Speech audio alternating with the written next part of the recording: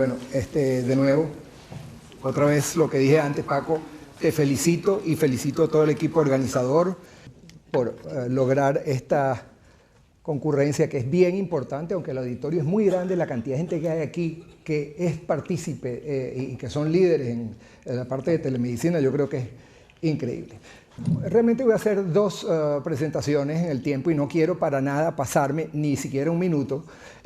Por lo tanto, voy a estar pendiente de los 30 minutos. A los 40 termino la primera presentación y después son 5 minutos que quiero demostrarles al final.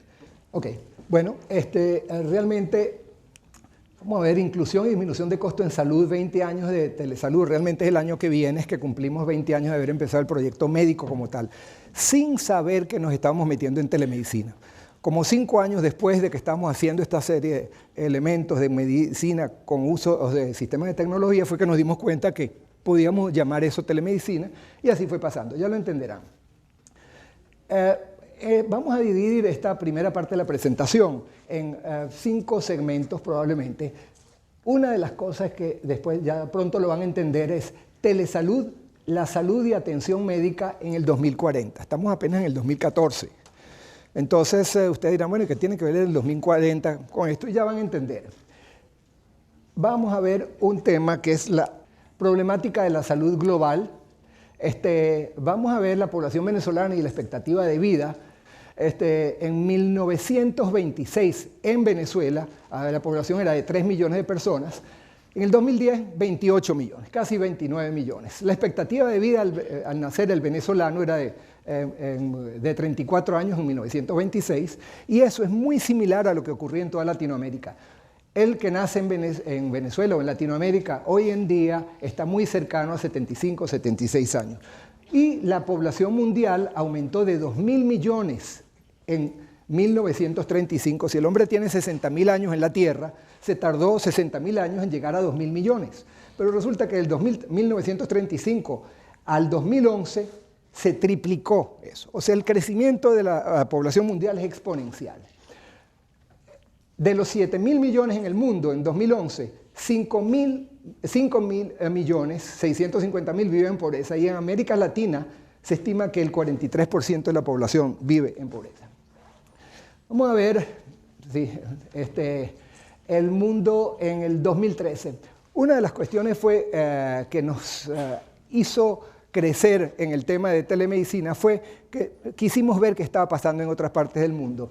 Y en el año 2006 vi una presentación que había hecho, que se había salido en el Reader's Digest, de un señor que era el doctor David Shetty, un cirujano cardiovascular, y entonces lo busqué hasta que lo conseguí. Me fui 10 días a Bangalore y él se convirtió, pasé 10 días trabajando con él y viendo más bien cómo trabajaba, y me impresionó muchísimo porque era un centro de cirugía cardiovascular donde operan 100 corazones al día.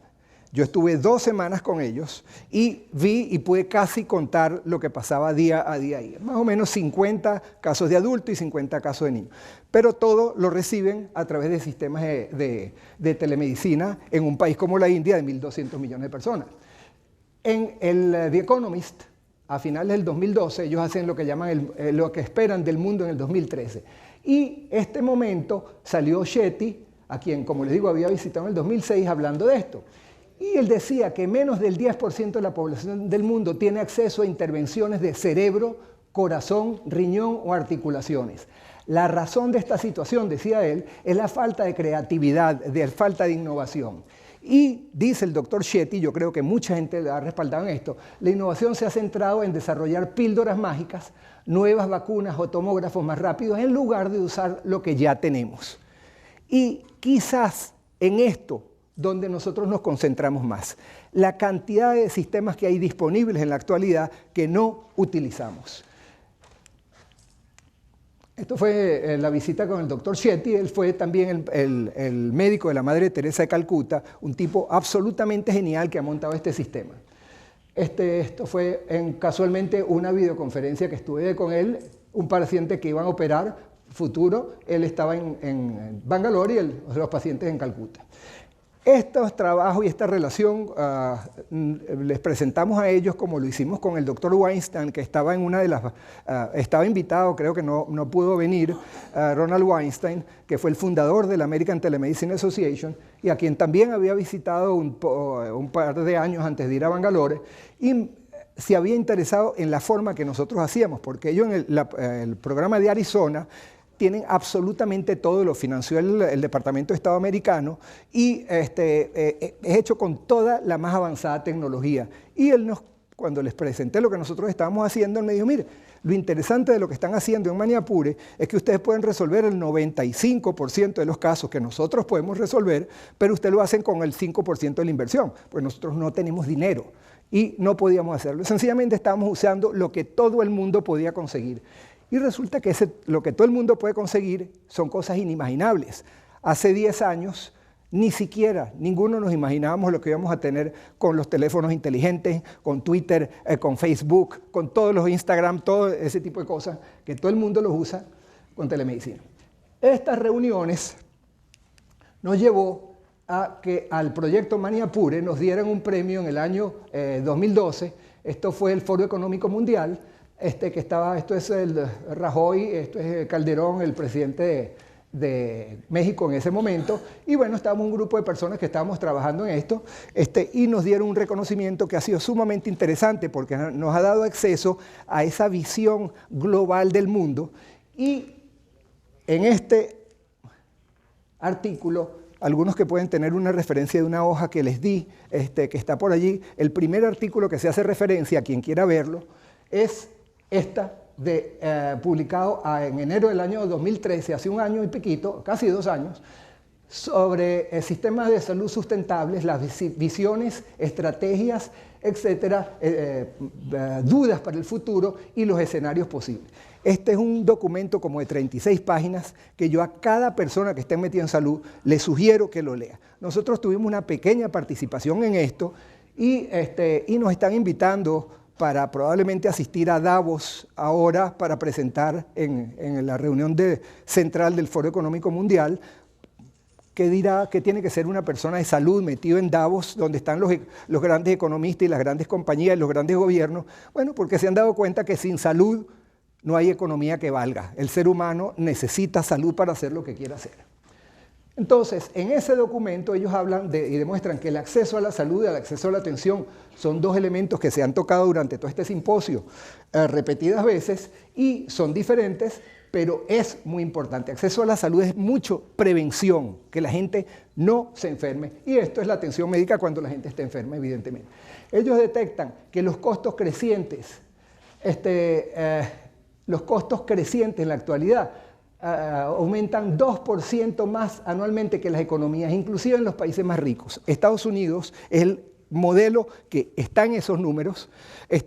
Su economía va creciendo. Estados Unidos invierte como el 16% de su Producto Interno Bruto en salud, y si el año que viene va a ser 18 y el otro 20, se hace insostenible, y por eso son todas estas alertas que ellos están tomando.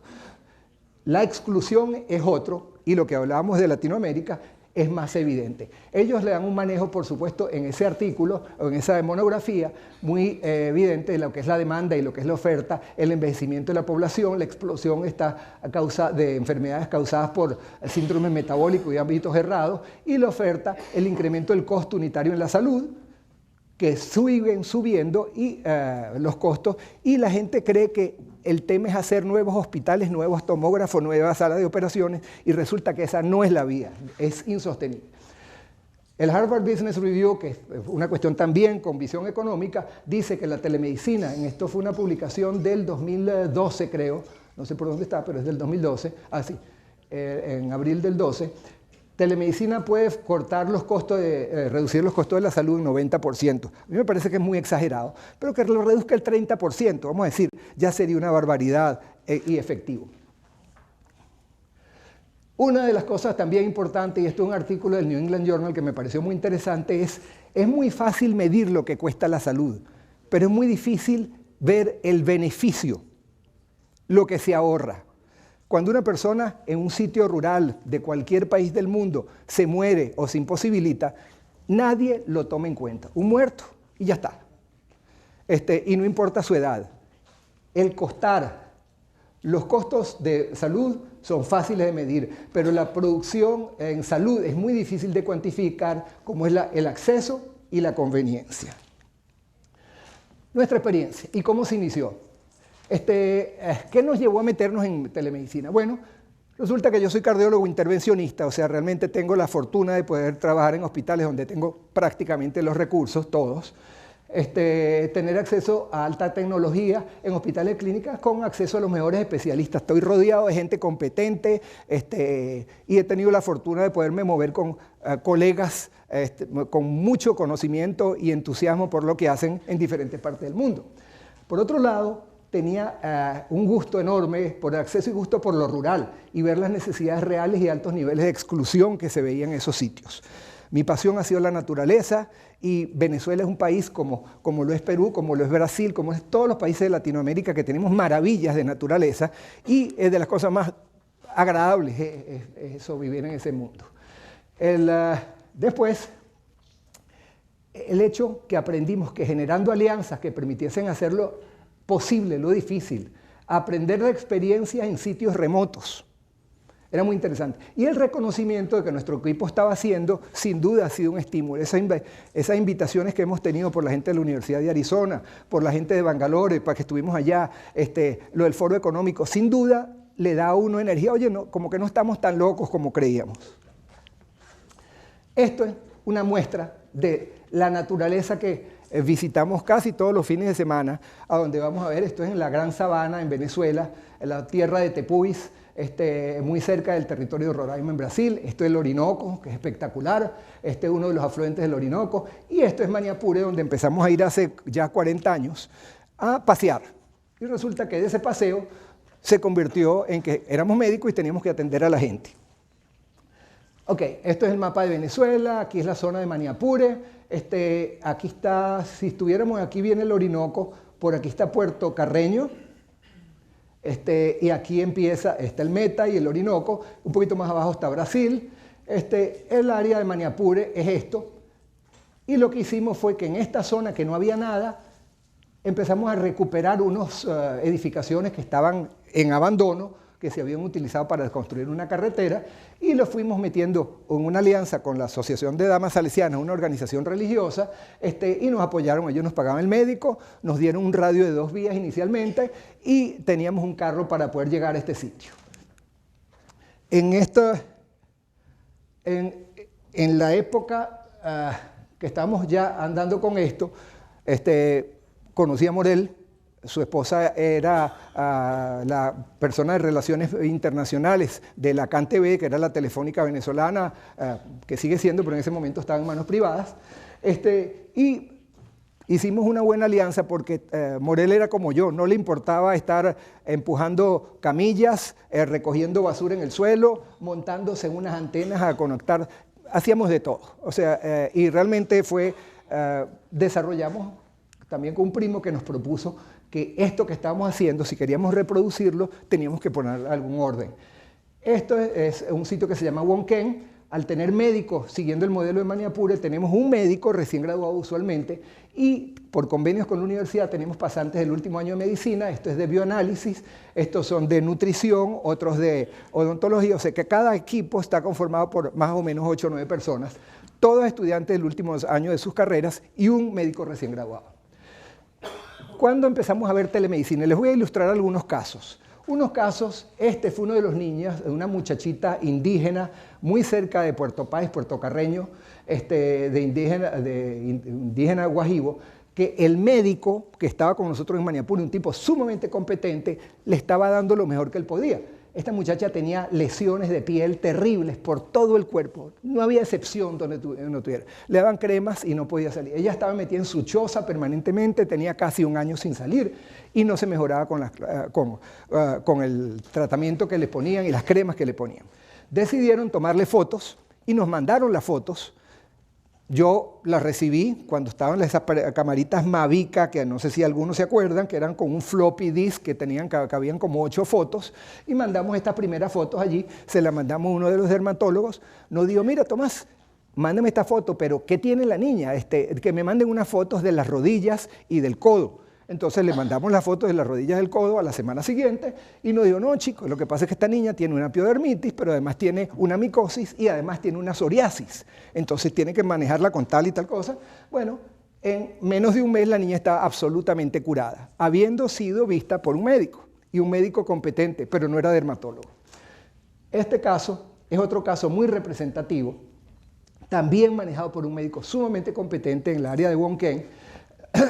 Esta niñita, hija de una indígena que no habla castellano, parecía esto un caso de Biafra, no nos imaginábamos nada, le pusieron su tratamiento antiparasitario en general y no se mejoraba la niña, y las muchachas de bioanálisis, casualmente las que salen antes, hacen una observación con el microscopio y ven los parásitos. Esto se acompaña de un video, pero por tiempo no lo estamos presentando, y uno las oye a ellas comentando, mira, tiene un estrongiloide, un enterobius, ve cómo se mueve, es una larva hembra, no sé qué, sí, están hablando de eso, y le ponen un tratamiento como si fuera un enterobius. Pasa un mes, la niña no recupera nada, las niñas desesperadas y el médico desesperado, mira, ¿qué vamos a hacer? Y se les ocurre mandarle el video al maestro, al profesor de ellas en el Instituto de Medicina Tropical, y les dice, mire niñas, ¿ustedes no se acuerdan que en el diagnóstico diferencial entre el enterobius estaba el estrongiloide vermicularis? En ese momento le dice, ok, esto es un estrongiloide, no lo que ustedes creían que era. Ustedes tienen ivermectina por casualidad. Ay, sí, doctor, lo tenemos ahí en el escaparate, no sé qué. Bueno, póngale el tratamiento. Y esto fue el resultado un mes y medio después de haberse puesto el tratamiento sin que el niño saliera para ningún lado.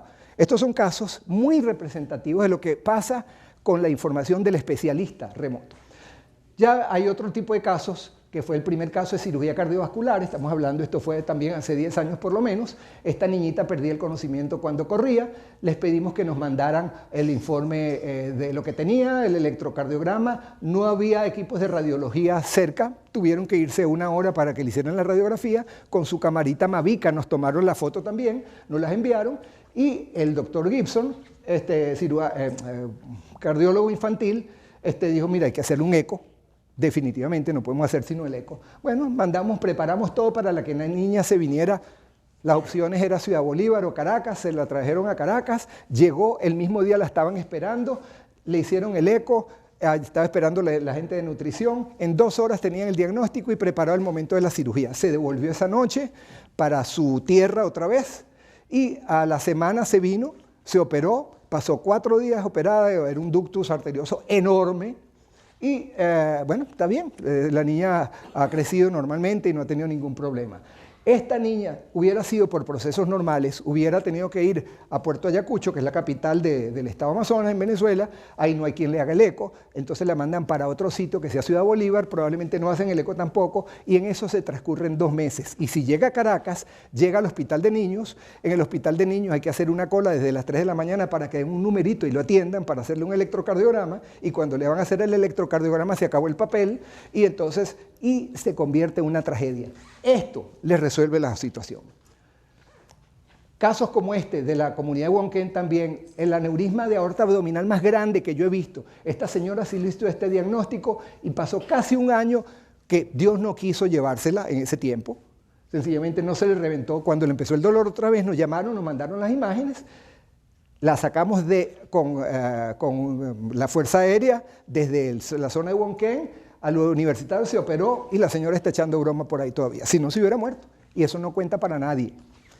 Otros casos en una comunidad también que hemos estado ayudando mucho, son 3 o 4 casos que les quiero revelar que uno no se imagina que en esas zonas existan. Este niño nunca había caminado hasta que tenía como 5 años.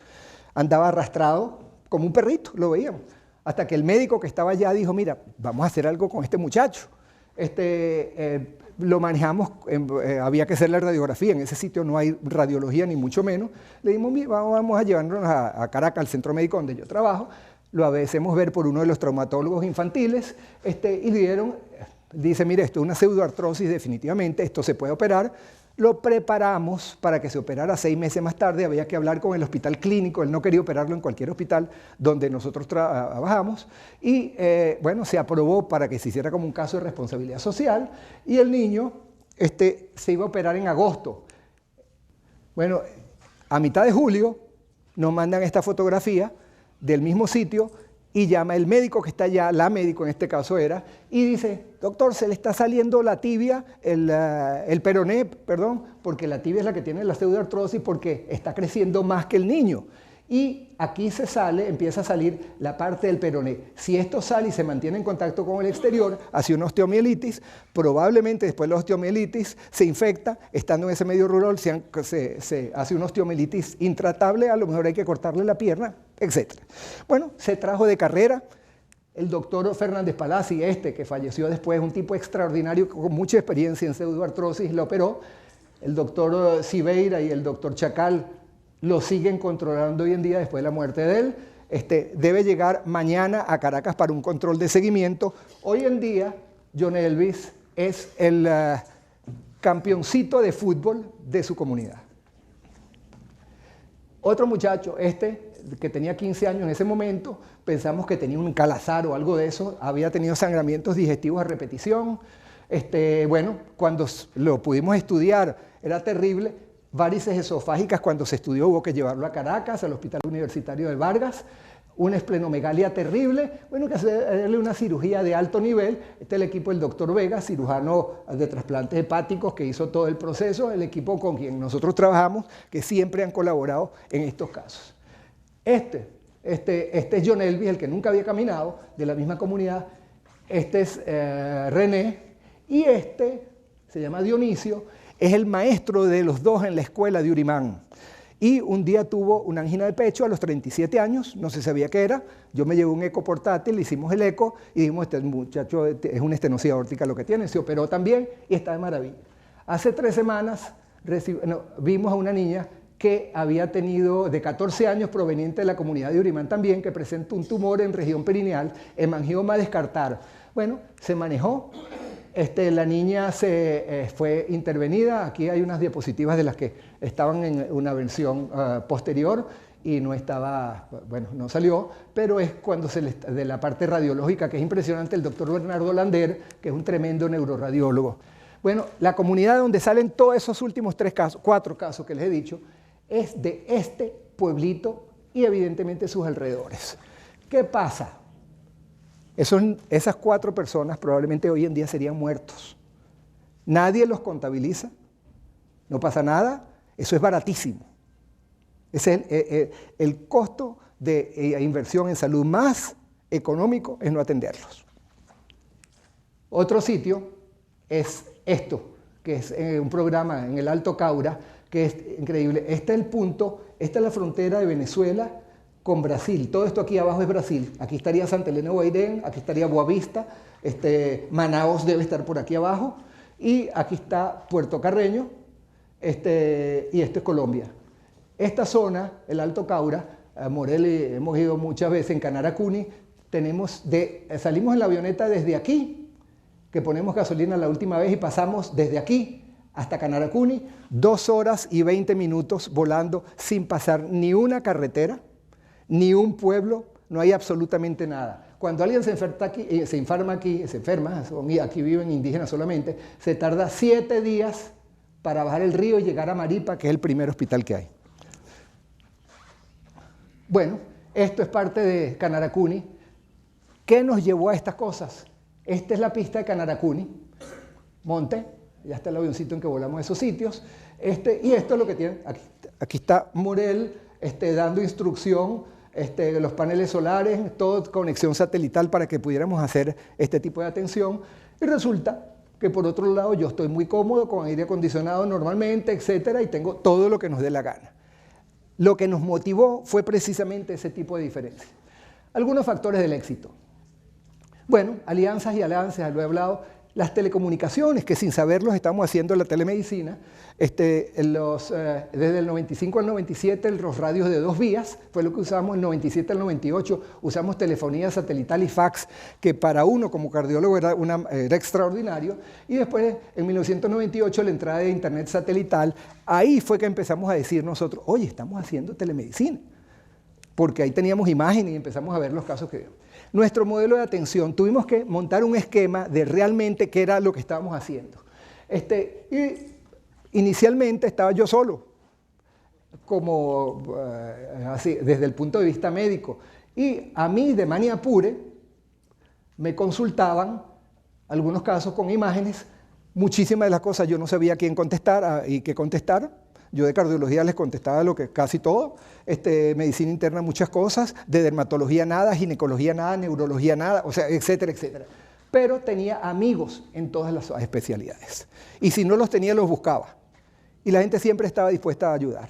Entonces, cuando empezamos a reproducir esto, nos dimos cuenta que teníamos que hacer algo que fuese un centro de información que dirigiera y manejase toda la información. Y van a ver cómo este concepto es lo que nos ha hecho cambiar y yo creo que crecer y estar preparados para crecer en el futuro, porque esto es el cerebro. Yo creo que la telemedicina sin esto no camina. Uno puede tener la conexión, yo puedo llamar de aquí con médico rural al de medicina interna o el de aquí puede llamar al de ORL, pero si esto no existe, es muy difícil que las cosas caminen. Datos de interés en telemedicina. El médico que esté en cualquiera de estos sitios rurales resuelve el 95% de los casos, por decir un número, pero está muy cerca de eso. Apenas el 5% de los casos ellos tienen dudas o tienen que referirlos o tienen que hacer algo. De ese 5%, los primeros casos que vimos son como estos, que se pueden resolver sin que el paciente salga. El paciente no sale aquí, tiene el dermatólogo que le informa o el parasitólogo que lo informa o muchísimos casos traumatólogo, que es lo que debe hacer. Pero el 20% de esto, que termina siendo un 1% del total, es lo que tenemos que sacar.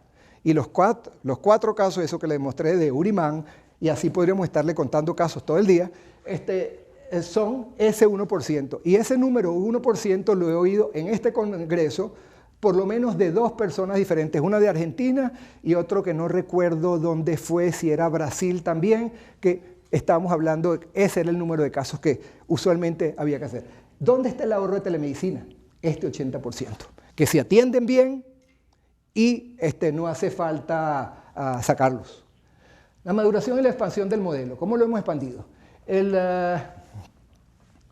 Bueno, estos son sitios donde hemos abierto centros de telemedicina, algunos han cerrado por razones sociopolíticos, económicas, etc. Nuestra fase del proyecto, más o menos en 1990 empezamos a meternos con el proyecto Mani Apure como tal. En el año 2000 nos dimos cuenta que no podíamos seguir manejando eso como un proyecto así de puro voluntariado, sino que hicimos la Fundación Proyecto Mani Apure. Y en el 2005, después de darnos cuenta que nos estaban pidiendo que repitiésemos esto en otras circunstancias, hicimos Telesalud Venezuela. Y resulta que después tuvimos relación con unas organizaciones internacionales que se interesando mucho en lo que habíamos hecho, le hace CAF particularmente, fue quien nos dio los primeros apoyos y nos pidieron que montáramos algunos centros en Ecuador, y después en Bolivia, y después en la frontera colombo-venezolana y colombo-brasilero. Y después hicimos Telesalud Internacional a partir del 2008, que es con lo que podemos reproducir esa experiencia. Madurar y expandir la experiencia, pasamos de eso que era rural a la parte urbana, al remoto corporativo con empresas petroleras, atención a grupos etarios más frágiles, a la parte de los ancianos y niños que nos íbamos dando en el camino cuenta de que teníamos que presentarlo. La atención telefónica directa para triaje o disposición para priorizar la atención es otro sistema que hemos estado operando y que aquí se han presentado experiencias sumamente exitosas y en volúmenes enormes, como ha sido la que ha presentado Chronix, que nosotros lo vimos, tuvimos Aníbal en una oportunidad, nos invitó y era realmente impresionante lo que estaban manejando ellos en volúmenes de ese tipo. Pero ¿dónde están los necesitados? No están solamente aquí, sino que están aquí también. Estas son las barriadas del este de Caracas que están presente en muchísimos sitios latinoamericanos. Estos son algunos casos donde hay médicos muy dedicados y muy competentes que están, como yo digo, en la tercera lomita, porque uno está en el Valle de Caracas y ve el borde de lo que ustedes vieron en la fotografía, pero después hay una colina y otra colina y otra colina, y ahí viven 500.000 personas. En esas 500.000 personas hay una cantidad de médicos que están dispuestos a ayudar a la gente, y lo que estábamos haciendo era dándoles apoyo apoyados por empresas farmacéuticas esencialmente.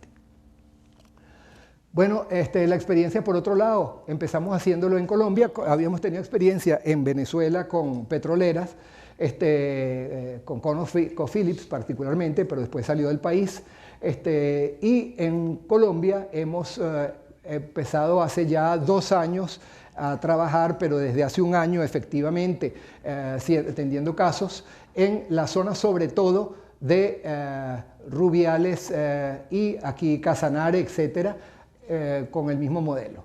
Y tienen los mismos problemas que tenemos en Venezuela, porque la frontera es aquí, y son los mismos indígenas y todo igualito. Lo que hay una frontera que está pintada de un color y la otra de otro, pero es la misma gente.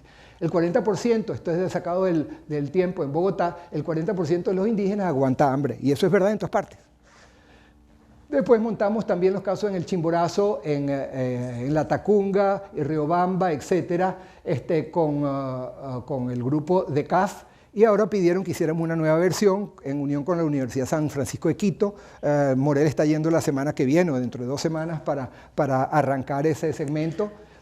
Después en Bolivia hicimos, fue bien interesante, en Potosí del 2012. Acabamos de estar, aquí va a presentar hay una diapositiva que creo que no sale. Sí, no sale porque es de las que se saltó, la había hecho a última hora. Estamos trabajando, yo estuve la semana hace como 2 meses en la región de Santa Cruz de la Sierra, y ahí probablemente vamos a ir expandiendo esa experiencia también. Estábamos viendo entonces que los casos que hemos presentado aquí son de los casos verdaderamente complejos, como cáncer o enfermedades cardiovasculares, neurología. Pero acceso a la atención nos interesa verlo en poblaciones sanas también. Esto decimos que son unas enfermedades que afectan a mucha gente, gripes, alergias, y después enfermedades crónicas, diabetes. O sea, realmente con el uso de la telemedicina uno puede aplicar en todos estos niveles. Van a ver, y voy a terminar esta parte de la presentación con lo que es la parte de la población sana y la prevención, que es no la cura del enfermo, sino es prevenir el enfermo o dar calidad de vida al que no la tiene. Una de las experiencias muy interesantes que tuvimos, que estamos replicando ahora, es con un ancianato. Como cardiólogo, a mí me había tocado ver que uno de los problemas, y eso en las reuniones del Colegio Americano de Cardiología, cada vez se toma el tema de los viejos, la población que se envejece cada vez, y esa población que envejece ingresa a los hospitales usualmente con fallas cardíacas, ya se han operado de corazón, les ha hecho angioplastias, se le han cambiado las válvulas, tienen diabetes, etcétera, etcétera, y tiene 85 años, y el pobre señor está llegando al final de su vida. Le da un edema pulmonar, se lo llevan al hospital, lo meten intubado 2 días a terapia intensiva y después 3 días en recuperación, lo devuelven para su ancianato otra vez, y resulta que antes de los 6 meses, 40% de ellos están en el hospital otra vez. Y es un costo enorme desde el punto de vista de costo. ¿Qué estaba pasando? Esos pacientes, la gente no hace edema pulmonar de un día a otro. El edema pulmonar, a menos que es un infarto, una situación de esa. Pero el edema pulmonar y la insuficiencia cardíaca se va instalando en días. ¿Y cómo pasa? Empieza el paciente a retener líquido, empieza el peso a subir rápidamente. Y no es que el paciente se está poniendo fuerte, sencillamente que está llenándose de agua. El corazón empieza a fallar y empieza a subir las pulsaciones y su saturación de oxígeno empieza a bajar. Entonces lo que estábamos haciendo era, hicimos una alianza con Well Chalin, después de que estuvimos en una experiencia donde José Flores estuvo allá, y allá fue donde nos conocimos en el estado de Nueva York arriba. Y bueno, nos pusimos y nos dimos cuenta que a estos pacientes puedes monitorizarlos tal como se monitorizan los pacientes en unidades de cuidados intensivos, con los mismos parámetros, pero no nos interesa ver qué pasa en un día, en las 24 horas, nos interesa ver qué pasa con un mes. Y desarrollamos uno de los problemas que pasa en los ancianatos y en los hospitales crónicos. Esta foto que me encantó, la saqué de una presentación que oí en algún lado, cantidades de datos. Todo el mundo, las enfermeras están tomando temperaturas, tensiones, peso, etcétera, etcétera, y resulta que nadie los ve. Eso está archivado ahí, ¿y quién va a buscar algo aquí? Entonces desarrollamos un proyecto, todo se estaba registrando y metiendo la data completa en un equipo de Well Challenge. Se desarrolló un software por el equipo de Morel con Ricardo Pirela, que es el ingeniero nuestro en la parte informática también, hicimos unas curvas para que nos fueran diciendo cómo estaba la temperatura del paciente, cómo estaba su peso, cómo estaba su saturación de oxígeno, y cuando veíamos que la curva empezaba a subir el peso, empezaba a subir la frecuencia cardíaca y empezaba a bajar la oxigenación, se llamaba al médico o al enfermero y le decíamos, mire, ese paciente tiene que darle, sí, es que resulta que la nieta que le trae unos Doritos, se los ha estado trayendo todos estos días, entonces está llenándose de sal, la contraindicación que tiene el paciente, que no le den sal. O la viejita bota la pastilla, entra la enfermera, se la da y la escupe al lado. Y eso es lo que pasa cada rato. Entonces se pueden corregir antes. Bueno, otro proceso que hemos ido llevando adelante, el centro de triaje virtual es el mismo concepto, pero hemos incluido la telefonía celular, porque además de todo la telefonía celular es ya inteligente, ya es lo mismo que una computadora, además de que es teléfono. Bueno, nuestras emergencias, esta es la emergencia que la tomé hace una semana en el centro donde yo trabajo. Las emergencias están absolutamente colapsadas, la gente va por cualquier cosa. Bueno, en Venezuela, si eso es un problema global, en Venezuela es 100 veces peor, porque el sistema de salud pública en Venezuela está en el caos. Los universitarios, mi secretaria, tuve que, en la noche antes de venirme para acá, llegó al Hospital Universitario de Caracas con un cólico biliar, y tuve que devolverla al centro médico para acá porque el hospital universitario estaba colapsado porque no podía recibir a nadie. Entonces, ¿qué se ha hecho? Se han hecho no sé cuántos cubículos de emergencia, pero no se puede manejar la cosa. Habiendo aprendido experiencias, léase la que ya nombré, y cambiamos muchas ideas con Aníbal, etcétera, y nos dimos cuenta que hay muchas experiencias en manejo de orientación telefónica por diferentes sitios. Entonces me tomé el tiempo de ir a Newfoundland, en Canadá, donde se desarrolló un sistema de hace una cantidad de tiempo y que funciona muy bien. Y lo que creo lo interesante de las llamadas de seguimiento es que el 72% de los pacientes que llaman por teléfono y se les dice no un diagnóstico, como bien han dicho anteriormente, sino ese diagnóstico no va a... no se puede hacer solamente hablando con el paciente, pero sí se le orienta si debe irse a la emergencia o no. El sistema funciona y el 72% de los pacientes indican que de no tener acceso al servicio de orientación médica si hubieran ido al hospital. El video, déjame ver cómo lo puedo poner, este primer video, que es un video de...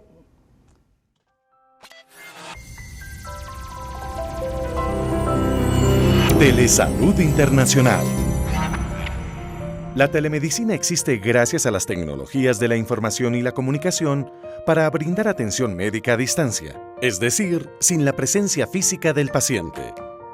Hacer telemedicina es muy sencillo, se requieren equipos básicos. En lugares remotos es necesario contar con internet banda ancha, computador portátil, webcam HD, cámara digital, electrocardiograma, otoscopio digital, teléfono voz IP, escáner y estetoscopio. Y localmente, equipos de comunicación básica de uso masivo con línea telefónica y acceso a Internet. Déjenme mostrarles cómo funciona. Nuestro objetivo principal es ofrecer medicina de la mejor calidad sin necesidad de que los pacientes ni los médicos se tengan que desplazar de un lugar a otro, lo que reduce significativamente costos y tiempos de reacción. De esta forma podemos resolver casos médicos sin importar la especialidad que requiera cada uno de ellos, porque detectar una enfermedad a tiempo o atender situaciones en estado crítico es clave para nuestro éxito. En Telesalud Internacional ofrecemos diversos servicios de telemedicina, cubriendo así las necesidades particulares de nuestros clientes. Nuestra primera opción de servicios es Segunda Opinión Médica, Store and Forward, en tiempo real por videoconferencia, donde el médico presencial examina al paciente, se comunica con el médico en el centro de triaje y/o médico especialista de TSI. Discuten el diagnóstico y se propone el tratamiento a seguir. O en diferido. Una vez el médico presencial ha examinado al paciente, envía un informe al médico del centro de triaje y/o médico especialista de TSI, quien a su vez emitirá en un lapso aproximado de 6 horas recomendación del tratamiento a seguir. Otro de nuestros servicios es atención médica por vía telefónica, con interacción médico-paciente, a través de nuestro call center disponible las 24 horas del día, 7 días a la semana. También ofrecemos servicio de monitoreo médico remoto, disponible para pacientes con enfermedades crónicas que deben ser constantemente monitoreadas. ¿Cuál es el aporte de Telesalud Internacional dentro de este proceso? Diseñamos la propuesta y el modelo operativo de acuerdo a las necesidades de cada cliente. Nos encargamos del reclutamiento, selección y capacitación constante de especialistas que conforman nuestra red médica. Desarrollamos, construimos y ponemos en marcha las tecnologías y procesos necesarios para hacer telemedicina. Nos encargamos de la adquisición de equipos, instalación del software, entrenamiento y capacitación al personal médico. Estamos en constante monitoreo de toda la operación y con gusto acompañaremos y apoyaremos a nuestros clientes en sus gestiones de responsabilidad social, tales como brigadas de salud frente a las comunidades.